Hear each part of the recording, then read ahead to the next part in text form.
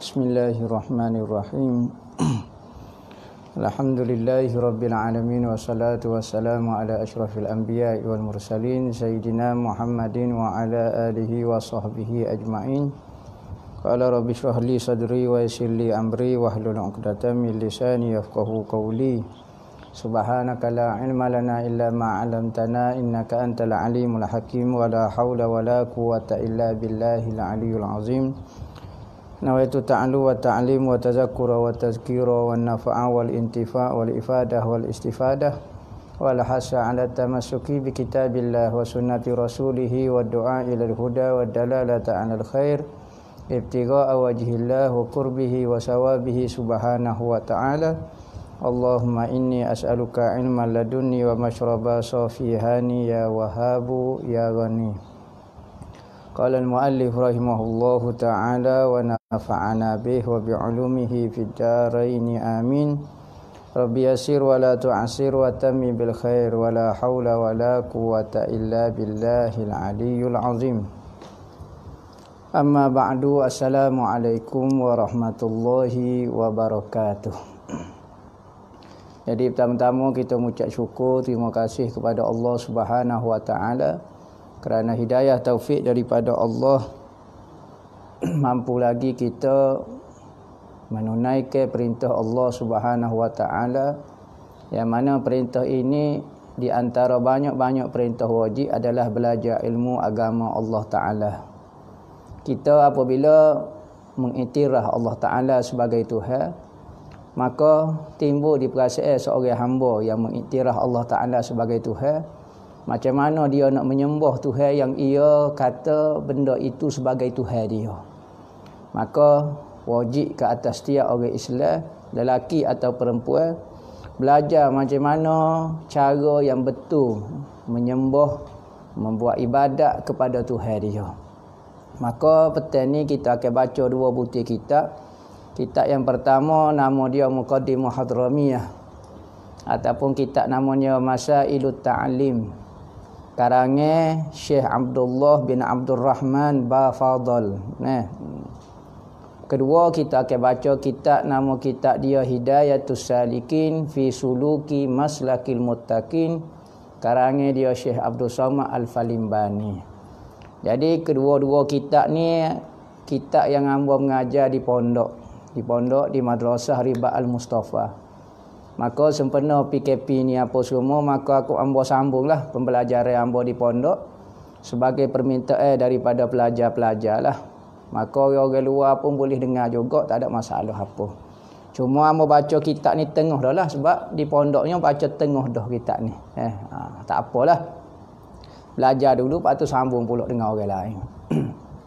Katanya pengarang rahimahullahu ta'ala, berkata Syekh Abdullah bin Abdul Rahman Bafadal dalam kitab dia Muqaddimah Hadramiyah, katanya dia sehinggalah perkataan dia babu salatil Jum'ah, bab salat Jum'ah. Kitab Muqaddimah Hadramiyah ni kitab Arab nah, bukan kitab Jawi, kitab Arab. Jadi bagi siapa dia tak faham Arab tu tak apalah, dengar pun tak apalah, cuma ambo akan terjemuh pula lah. Babu salatil Jumu'ah, bab pada menyatakan solat Jumaat, sembahyang Jumaat. Sembahyang Jumaat ini sembahyang yang berlaku pada hari Jumaat. Maka sembahyang Jumaat ni tak boleh kita nak sembahyang hari Sabtu tak boleh, nak pergi sembahyang hari Senin tak boleh, hari Ahad tak boleh, sebab ia sembahyang tu sembahyang Jumaat dah.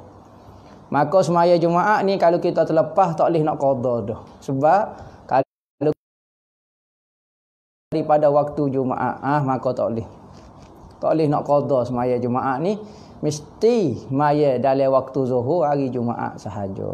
Maka kalau terlepas pakai terlepas lagu tu, maka kalau nak qada kena qada sembahyang Zuhur. Misalnya kita terlepas Jumaat, misalnya ikutlah selepas tak sengaja ke, kalau terlepas sengaja benda tu berdosa, kalau terlepas tak sengaja hukumnya tak berdosa. Tapi qada kedua-duanya kena qada dengan sembahyang Zuhur. Tak boleh dah qada dengan sembahyang Jumaat. Sembahyang Jumaat ni ya kena ada khutbah, kena orang semaya jemaah dengan kita, kena 40 orang, banyak syarat. Maka kita tak boleh nak pandai-pandai nak qada seorang, hukum dia tidak sah. Sebab tu dipanggil sembahyang solat Jumaat, semaya Jumaat, semaya Jumaat. Tu kelebihan dia dan kelainan dia berbanding dengan sembahyang-sembahyang lain. Tajibu Jum'atu ala kulli mukallafin. Wajib sembahyang Jumaat atas tiap orang mukallaf. Orang mukallaf ni apa maksud mukallaf? Orang yang sudah sampai umur, orang yang akil tidak gila, balik sampai umur. Nah, tu mukallaf ni akil balik sampai seruai agama, selamat hawasi daripada cacat. Selamat hawasi panca indera daripada cacat. Orang yang cukup syarat ni dipanggil mukallaf. Pertama, orang itu tidak gila. Kalau orang itu mengaji bodoh setara mana pun, periksa tak ajar dulu tapi dia tak gila, wajib semaya Jumaat juga sebab dia tak gila. Kedua, balik. Balik ni sampai umur lah. Sampai umur kita sebut dah biasa. Tanda sampai umur ni 3 benda. Pertama, bermimpi keluar imani. Mimpi keluar imani, lelaki dan perempuan. Keduanya, umur. Cukup umur 15 tahun menurut bulan Qamariyah, bulan Muharram, Safar, Rabiul Awal, Rabiul Akhir tu cukup 15 tahun. Tua tu kecil setara mana pun, rendah tak ada ilmu tu. Kenik dah ada ilmu pun, wajib kena semaya Jumaat sebab dia dah sampai umur dah 15 tahun. Ketiganya, tanda seorang tu balik khas bagi perempuan iaitu keluar darah haid. Tetapi bab Jumaat ni tak wajiblah bagi perempuan. Maka orang yang akil balik sempurna akal. Akil balik sempurna akal sampai seruai agama. Iaitu sampai pengetahuan agama Islam ni kepada dia. Kita rasa hampir di seluruh dunia dah maklumat mengenai Islam ni siapa dah. Tetapi kalau ada sepak tak siapa maklumat mengenai Islam, maka dia nak semaya Jumaat lagu mana Islam pun dia tak siapa. Maka tak jadi mukallaf dia. Lepas tu selamat panca indera, iaitu mata dan telinga. Mata dan telinga. Kalulah kedua-duanya rosak, mata dan telinga rosak, maka tidak ada alat untuk dia mengambil maklumat. Kalau orang itu buta saja, telinga ada, wajib dia semaya Jumaat sebab dia boleh dengar lagi orang duk mengajar Jumaat, wajib ke apa dia. Kalau dia pekak misalnya, tapi mata boleh tengok lagi, wajib kena semaya Jumaat sebab dia boleh tengok orang duk pergi semaya Jumaat. Tapi kalau punah dua-dua, mata pun punah, telinga pun punah, maka senyap bumi ni. Alam ni seperti senyap, kosong ya. Maka dia tak boleh, kita nak royak semaya wajib pun tak boleh. Maka dia bukan orang mukallaf dah. Dia tak semaya, dia tak gapo, tak berdosa dah sebab dia punah dua alat untuk mendapat maklumat. Alat ni telinga ataupun mata. Kedua-dua punah. Barulah tidak mukallaf.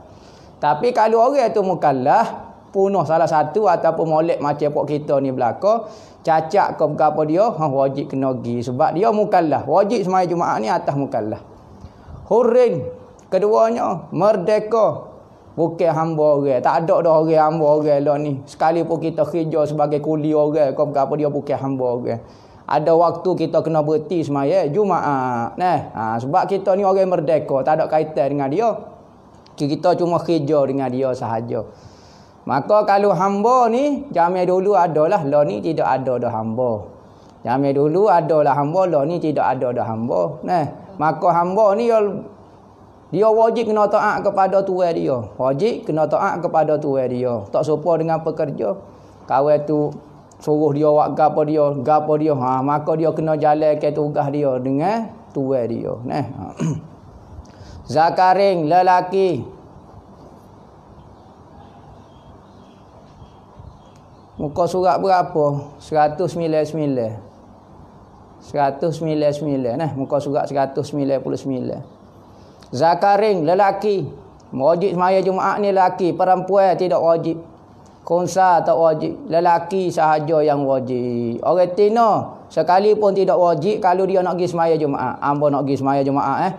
Contohnya kita pergi musafir. Musafir bawa orang rumah kita. Tiba-tiba berhenti semaya Jumaat. Kita turun semaya Jumaat. Bini kita duduk dalam kereta. Kita kata gini semaya Jumaat juga. Boleh ke tak? Sah hukum dia.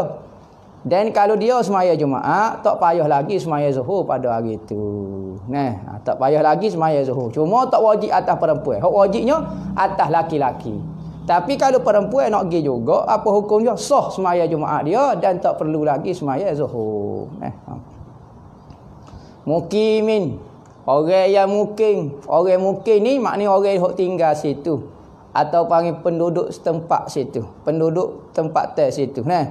Kalau orang mari ziarah, orang mari musafir ke, yang mukim ni dia lawan manusia ni ada berapa jenis kategori. Pertama orang musafir. Orang musafir jalan rata.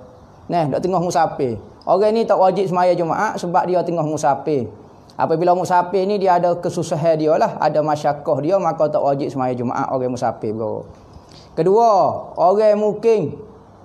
Orang mukim. Mukim ni orang yang duduk pada satu tempat 4 hari ke atas. 3 hari tak apa lagi, 4 hari, maka wajib dah dia semaya Jumaat situ. Sebab dia orang mukim situ. Dia orang mukim ni wajib semaya Jumaat jika tempat tu ada Jumaat. Misalnya kita jalan, kita pun berhenti pada satu tempat. Ikutlah ada berhenti mana-mana, kampung tu ada semaya Jumaat ke tak? Ada semaya Jumaat. Kita pun berhenti situ 4 hari. Wajib kita semaya Jumaat sebab kita orang dipanggil orang mukim. Apa maksud orang mukim? Orang duduk, bukan duduk situ, bukan kita orang duduk situ. Hamba mari berhenti sini 4 hari ke atas. Seminggu ke apa dia, maka wajib semaya Jumaat. Kalau kampung tu tak ada semaya Jumaat misalnya, kita pergi berhenti kampung tu 4 hari ke, maka tak wajib semaya Jumaat. Sebab wajibnya menurut kampung tu. Kalau kampung tu tak buatlah kita semaya Zuhur saja. Kalau kampung tu buatlah kita. Ketiganya dipanggil mustautin. Orang mustautin. Apa maksud mustautin? Mustautin ni orang penduduk tempat situ. Dia tak pernah keluar daripada kampung dia. Berarti dia tidak ada cita-cita nak pindah daripada kampung dia. Memang dia nak mati situlah. Mana depan lagi tak tahulah nak pindahnya. Cuma buat masa sekarang, saya ni lah kehidupan saya nak duduk sini. Masalah saya nak gana kau mati mana tak tahu, Allahu'alam. Tetapi buat masalah ni lah kehidupan saya duduk sini. Ni rumah saya. Ni panggil mustautin. Mustautin ni orang ni wajib semaya Jumaat. Kalau cukup 40 dan dikira dalam 40 orang lah. Dia lah yang pendiri kepada sembahyang Jumaat. Orang mukim ni dia tupai saja. Pendirinya adalah orang mustautin. Orang mustautin.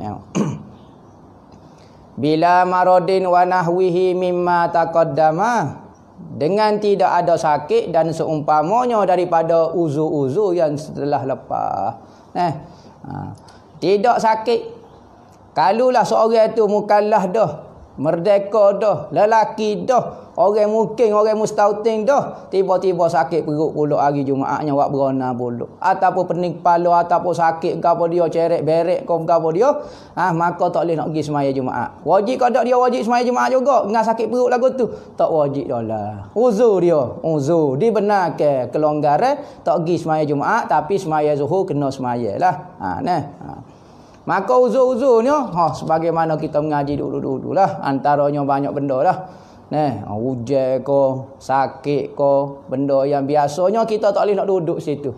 Kalau orang buat Jumaat tak boleh nak dengar khutbah, tak boleh nak semaya, tak boleh nak tunggu. Biasanya uzur sakit perut. Mula-mula kita ingat tak sakit perut, serah berhenti dah, kita pergi balasah, pergi masjid. Tiba-tiba tengok-tengok macam khutbah, sudah yang mari berona. Tandah pula orang jamin dulu masjid tak ada tandah. Jamin dulu masjid tak ada tandah. Kalau nak kelik sakit perut kena kelik rumah. Kena kelik rumah lambah, kelik rumah. Tapi kalau ada tandah, mudah kau apa dia nak semaya dengan sakit perut lagu tu, maka tidak jadi uzur, dia kena pergi semaya Jumaat.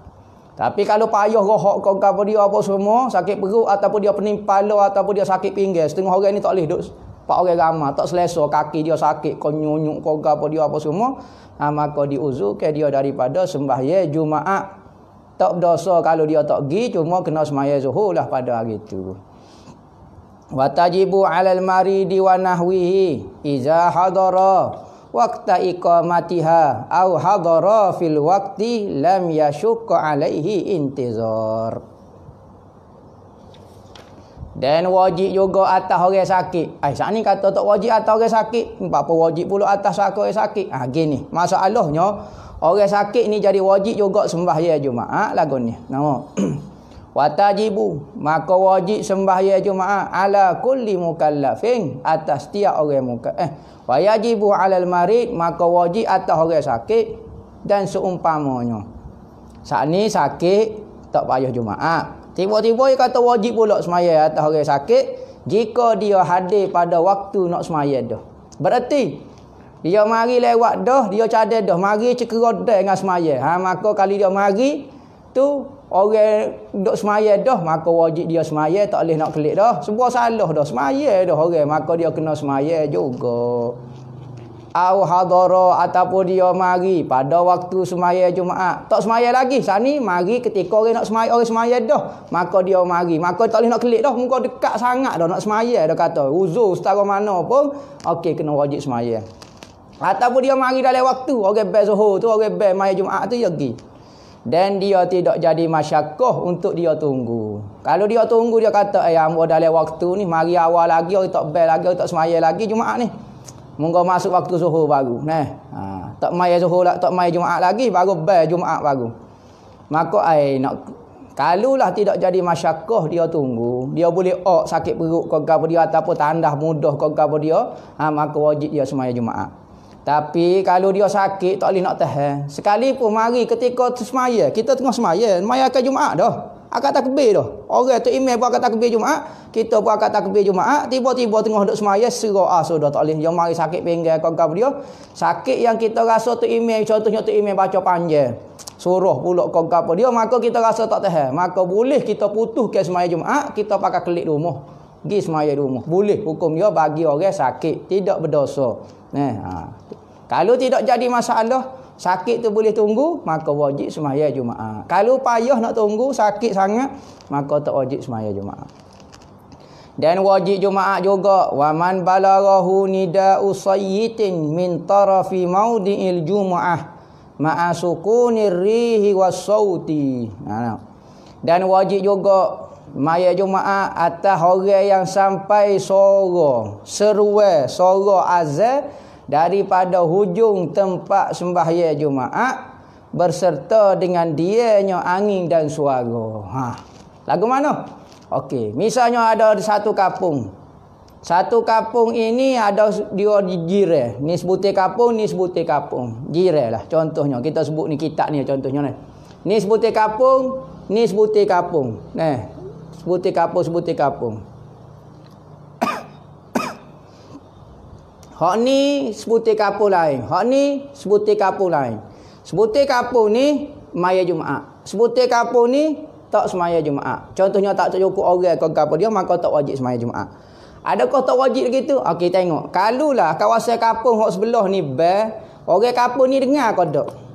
Orang kampung hak sebelah ni dengar ke tak? Kalau orang kampung sebelah ni dengar, wajib dia pergi semaya tepat kampung hak ada semaya Jumaat. Sekalipun kampung dia tak ada semaya Jumaat, tetapi kalau daripada kampung tu dia dengar, maka wajib dia pergi semaya Jumaat. Berserta dengan angin. Kalau angin kuat, dia bawa suara tak boleh.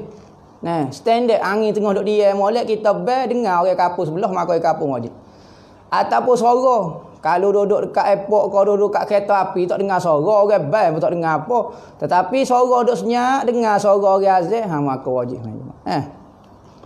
La ala musafirin safaran mubahan tawilan au qasira. Tidak wajib sembahyang Jumaat atas orang musafir. Orang musafir, orang duduk tengah musafir. Musafir pula, musafir yang harus. Ada musafir ni banyak, musafir maksiat, musafir ni terbahagi kepada dua. Musafir harus dan musafir maksiat. Musafir harus dan musafir maksiat. Musafir maksiat ni, musafir nak pergi buat maksiat. Musafir, berapa dia mau pergi musafir tu? Nak pergi curi. Berapa dia mau pergi musafir? Nak pergi buat maksiat. Ni musafir maksiat. Maka kalau musafir maksiat wajib kena semaya Jumaat juga. Sebab apa? Tak boleh beri kelonggaran. Kerana orang musafir ni tak pergi semaya Jumaat kerana kelonggaran daripada syarak. Tiba-tiba orang buat maksiat pun syarak nak beri kelonggaran, tak boleh. Maka orang musafir maksiat kena wajib semaya Jumaat juga. Manakala musafir haruh ni banyak. Musafir khijah, musafir wajib, musafir sunat, musafir makruh. Tu semua masuk dalam kategori musafir haruh belaka. Apa maksud haruh sini? Musafir yang boleh dibuat. Sama ada makruh, misalnya jual kain kapal. makruh. Mau jual makanan. Makruh kerana ada ulama kata jual kain kapal ni seorang tu dia akan bercita-cita supaya orang tu mati. Supaya orang Islam bila lah mati biar boleh sikit orang beli kain kapal hamba. Makruh jual benda-benda lagu tu. Begitu juga musafir makanan, jual makanan, kita akan bercita-cita supaya orang tu kebulu. Lapar. Supaya orang Islam tu mudah sikit biar hamba boleh laku sikit makanan hamba. Lagu. Musafir makruh, musafir sunat, musafir ziarah orang tua, ziarah waris tu musafir sunat. Musafir wajib pula, musafir menuntut ilmu wa fardu ain, musafir gini nak selamatkan agama kita ke, musafir nak jaga agama, tu musafir. Tawilan au qasiran, sama ada panjang ataupun pendek. Musafir tu musafir panjang 2 marhalah ataupun musafir pendek. Boleh berlaku. Yang penting dia musafir. Musafir panjang ni itu lebih kurang 90 km. 90 km. Ada kata pendek lagi lebih kurang lah, kita ambil 90 km. Jarak di antara tempat kita dengan tempat kita nak musafir tu adalah 90 km. Maka musafir panjang. Wa yahrumus safar wallahu a'lam. Haram musafir wallah.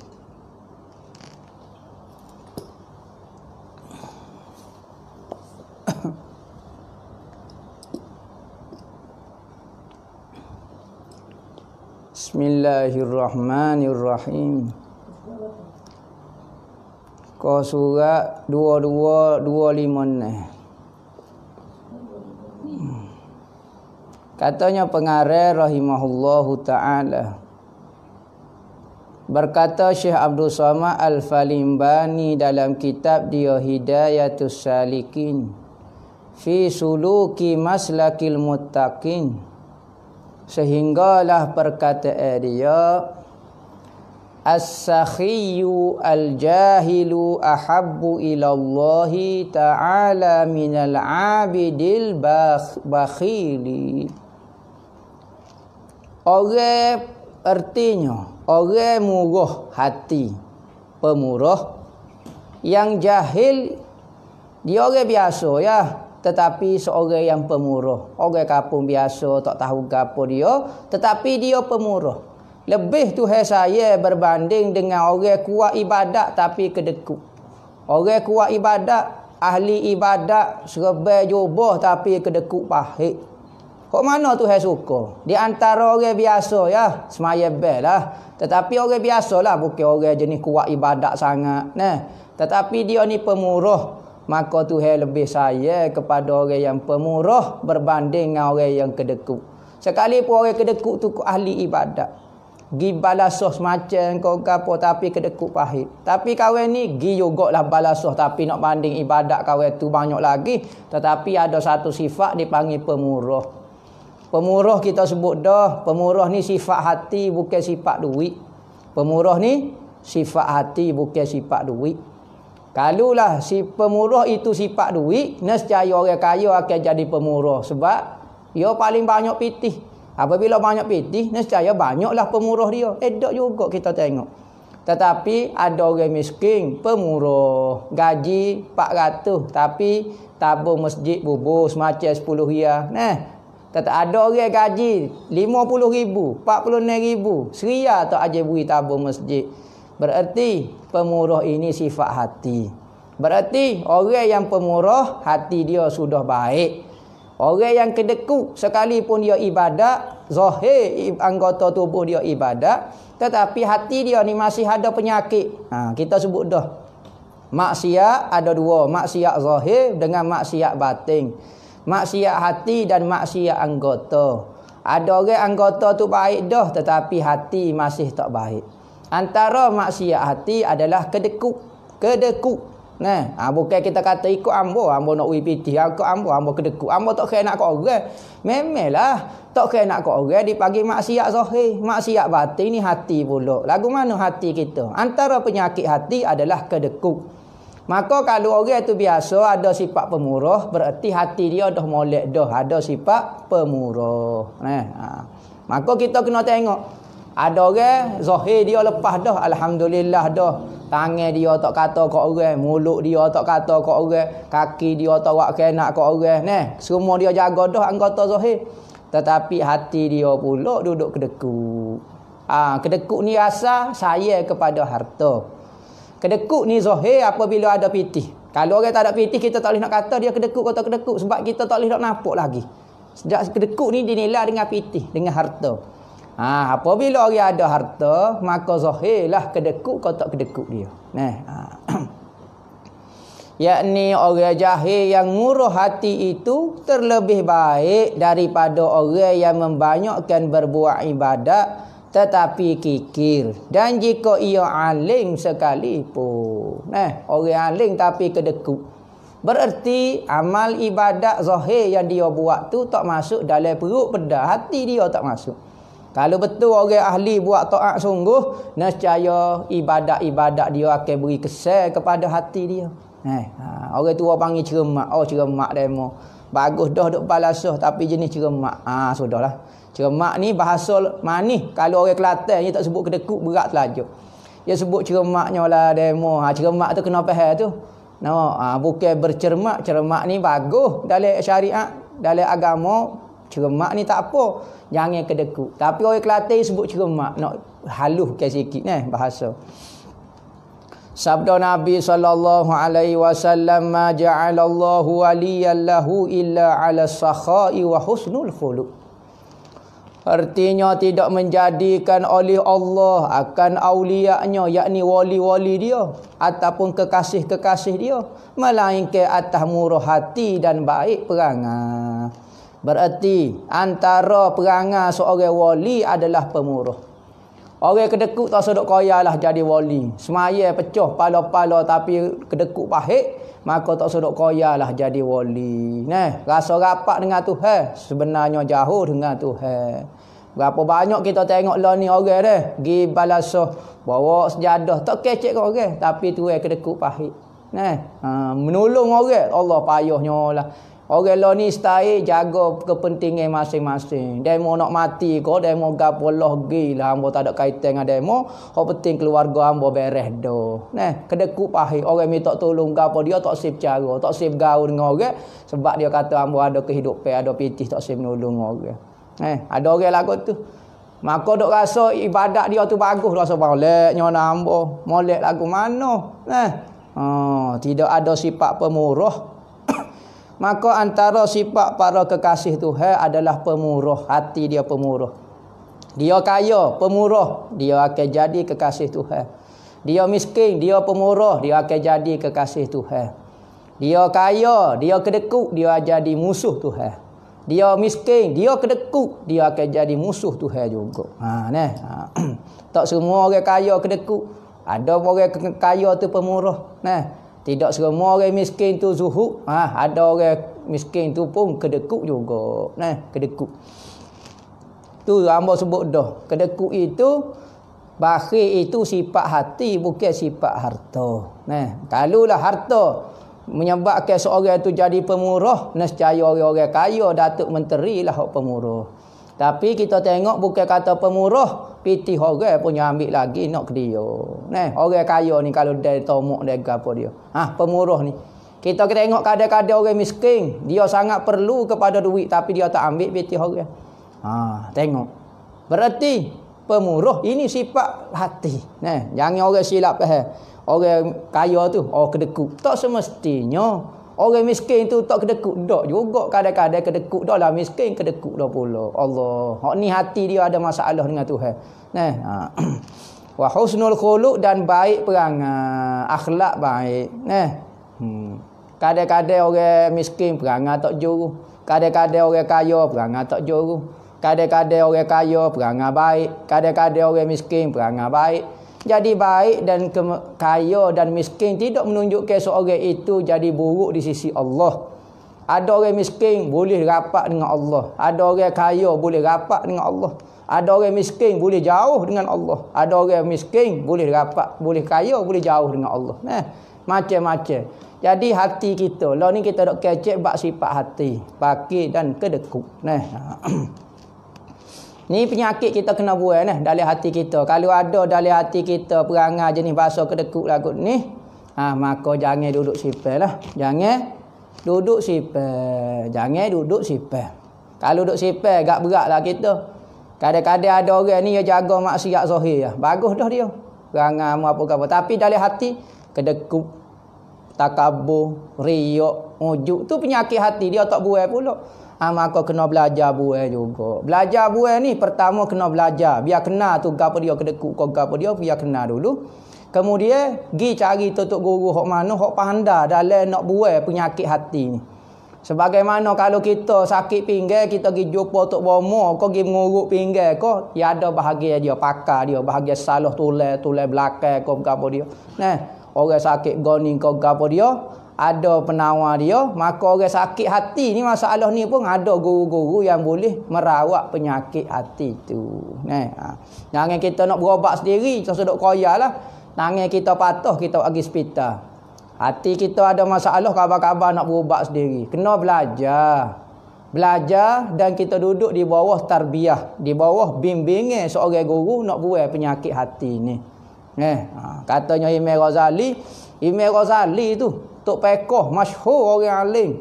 Orang alim gede berdengung dah.